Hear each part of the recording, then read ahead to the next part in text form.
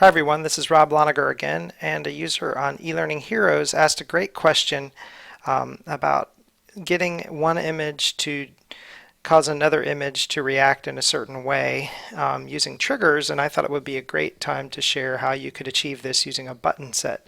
So in the scenario, you have three fruit images, and the user wants one fruit to make another fruit appear, and then later on, if you click a fruit, the user wants the text label for the fruit to appear. So I have added three images here, and you can see in the state it's just an image of an apple, a pear, and an orange. And so the first trick here is to highlight each image and right click, and then here under button set, select button set number 1. What that's going to do is it's going to automatically assign a selected state to each image, and I'm very quickly going to preview this, and it may be a little difficult to see, but if you click 1, it gives this glow around it to show that it's selected, and it deselects the others. So now we want to work on adding the text label, and you can do that directly on the selected state. So I have the apple selected, and I'm going to double click the selected state, and the first thing I want to do is I want to get rid of that glow. So under the home menu, in the kind of drawing effects area, shape effects, glow, no glow. And then the other thing, on this state, I want to insert a text label. So I'm just going to click right below the apple, and I'm going to type apple, maybe give it a larger size.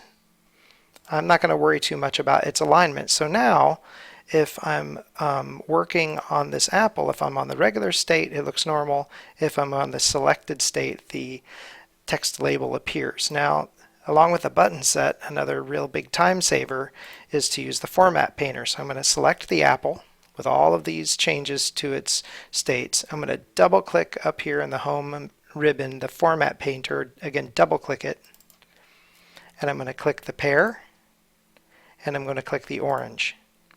And then I'm just going to turn that format painter off. Now if I click on the pear and I double click on the selected state, notice there's no glow and there's a label here now. And so I'm going to just move that label below the pear and change it to the correct thing. I'm going to click Done Editing States, and I'm going to do the same thing on the orange. Again, on the selected state, I double click it. There's a label. I'm going to move it just down below it, and I'm going to change it to orange, obviously. Okay, so now if we preview this, each button will select and give a text label as well when it is selected. There's the apple, there's the pear. Notice it deselects the other, and there was only one other thing that the person wanted. They did not want to show the pear at the beginning, so I make it hidden in its initial state, and when I click on the orange, I want to make that hidden in its initial state. And then I need to add a trigger. So here's the trigger menu. I want to change the state of picture 2, which is the pear, to normal when the user clicks the apple, which is image number 1. So I do that. I want a similar trigger, so I'm going to come over here to the triggers. I want to copy that, paste it, and now the person wanted to be able to change the state of the orange to normal when the user clicked the pear, which is picture 2. So now if I preview this entire thing, here's the apple all by itself. I click the apple and the pear appears, and the text label for the apple appears because it's selected. If I click the pear, the orange shows up, the apple is no longer selected, so the text label is gone.